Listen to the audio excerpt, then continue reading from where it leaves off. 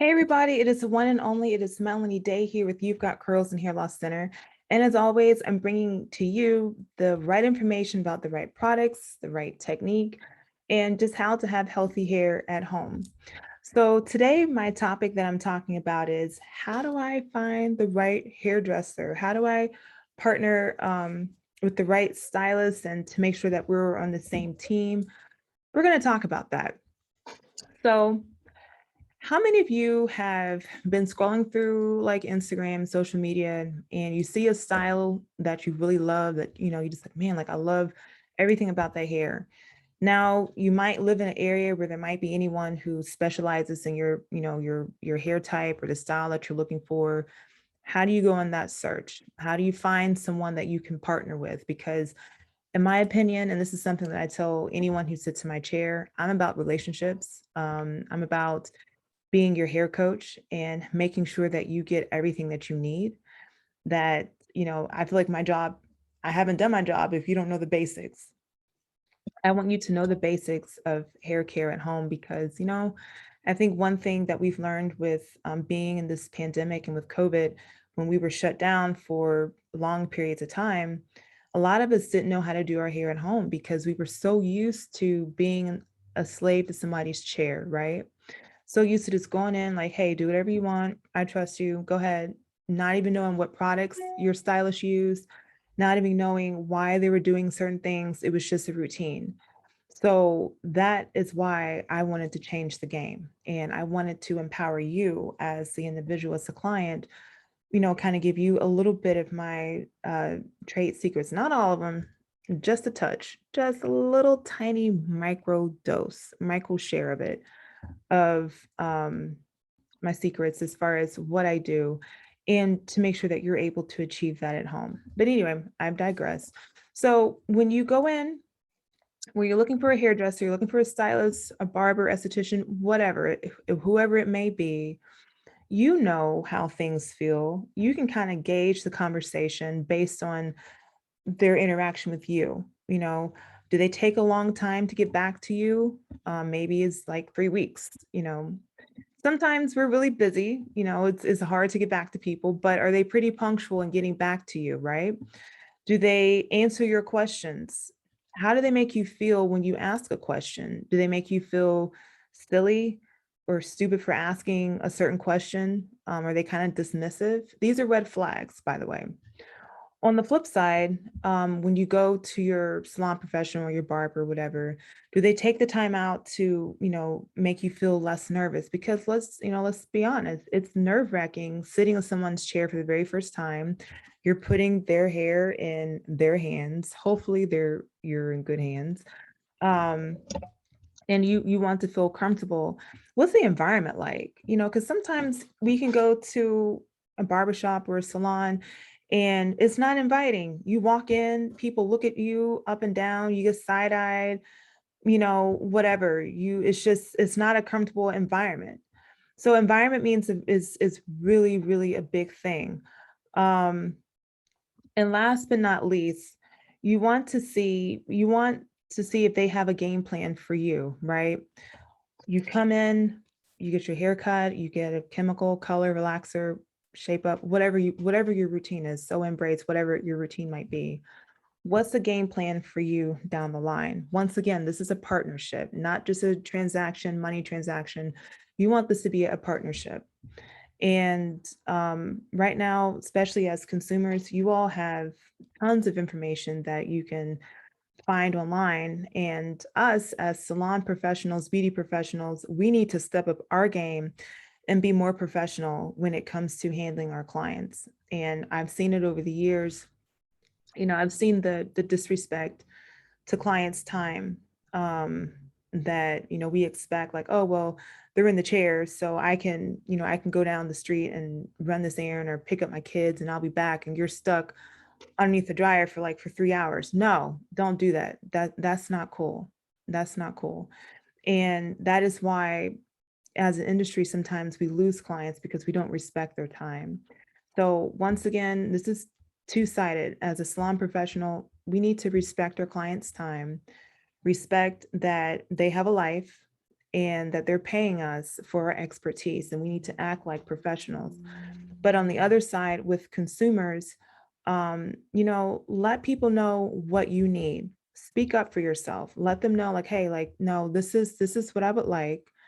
This is what I'm looking for.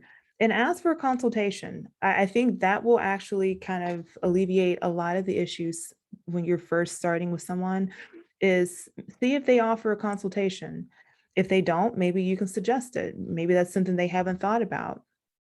If they aren't willing to, well, maybe they're not the one. Obviously, they're not the one for you. You need to do a consult. But the whole idea of a consultation is, for me, when I do consultations, is I'm kind of interviewing you. I'm kind of seeing if we're a good fit, if I want to take you on as a client, because I want to make sure that things that I share with you, you're going to follow through with at home, that you're serious, because my time is also important. Like I see a lot of clients, I have a family, I'm busy.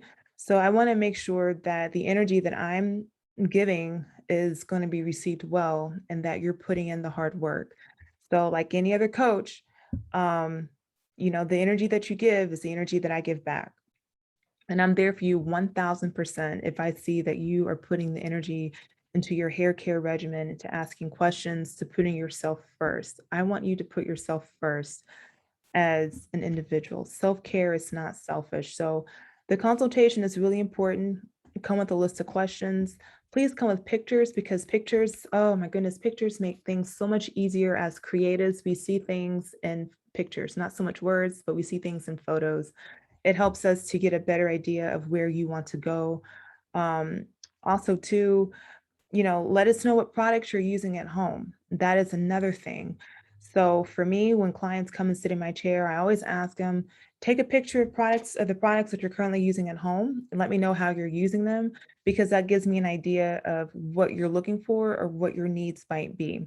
And I also understand that sometimes it's really hard to kind of articulate or kind of say what it is that you're trying to explain. I'm one of those, like I kind of get tongue tied. So just bringing things along kind of makes life a little bit easier for the communication process as well. So I just wanted to kind of share that with you, some of my tips of working with a professional, beauty professional, and how to get that conversation started. You never want to feel intimidated. If you feel intimidated, in that space, obviously it's not for you. They're not a good fit for you. You shouldn't be intimidated to ask questions. In fact, questions should be encouraged.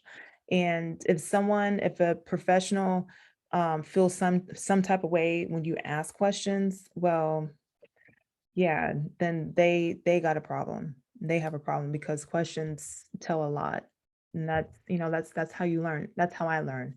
That's how a lot of people learn, is by asking questions. So for salon professionals, if you get offended when your client asks you questions, and whatever, maybe you need to check yourself and see why you're getting offended. But for clients, ask questions, ask them in a way, obviously, that's respectful. We all know that. um but that just helps to get the ball rolling. Bring pictures of the look that you're going for, so that we, as the professionals, we have an idea of what you're liking. And then two, it's okay to share what your experience was with your previous stylist, but I'm just gonna be honest with you. As a stylist, that's a red flag if we hear you bashing your stylist or your barber before. Oh, they were this, they were that, da da da, whatever, whatever, whatever. If you're coming into my space and you're saying that, and I'm seeing this as far as what you're saying, red flags are going off in my head, speaking to me, saying like, oh, yes, she'll probably say the same thing about me, or he'll probably say the same thing about me, or maybe it really wasn't the stylist, maybe it was the client that had the issue. So these are just friendly reminders, just to kind of think about when you are looking for a stylist, when you're looking for a barber, whoever. Relationships are important. Communication is really important. Um, Asking the right questions is important too, but also, how you say it, tone means a lot.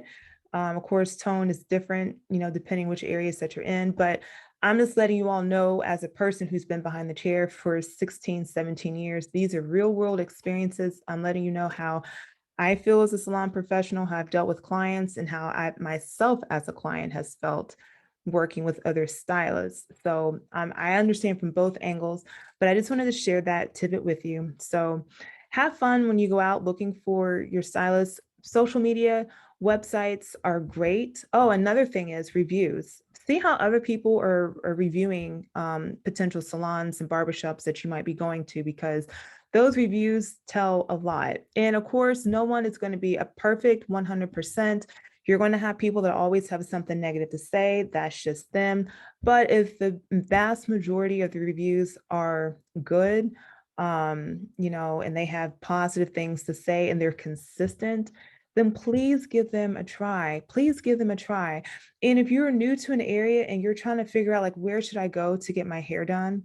And I've done this plenty of times. If you see someone on the street and you like their hair, don't be afraid to go up to them. I have no shame in my game. I will do that all day. I will compliment somebody on their hair and, like, oh my goodness, I love your hair. I know this is really weird, but this your style? Like, who's your stylist? How can I find them?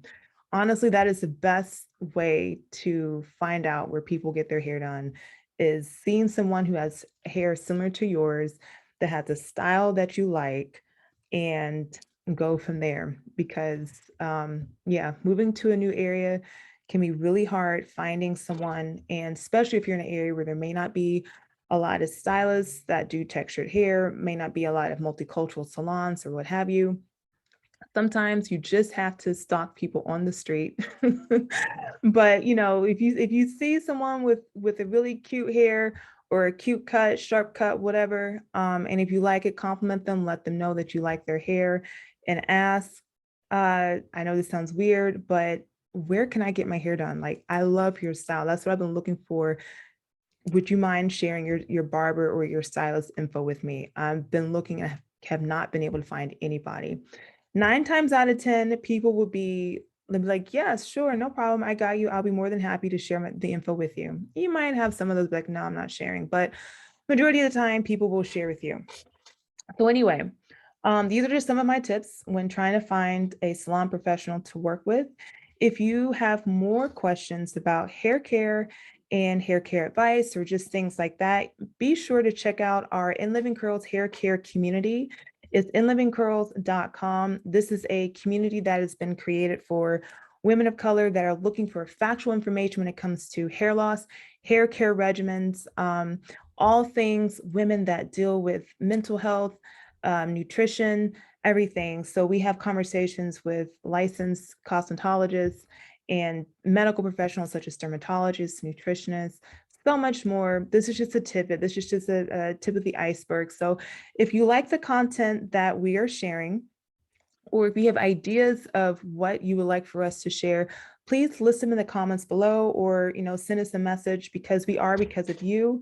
And the content that we put out is not just for our health, but it's for us to be able to get out to the masses, to the community, and also wanting to share the facts. There's so much information that's out there that it is so overwhelming, that this is why In Living Curls was created. It was created to bring everything together and to bring you the facts. The facts of the matter is why we created In Living Curls hair care community. So once again, this is Melanie Day, and I hope to see you again. And if you like this video, please share with your friends and family. Bye. Thank you.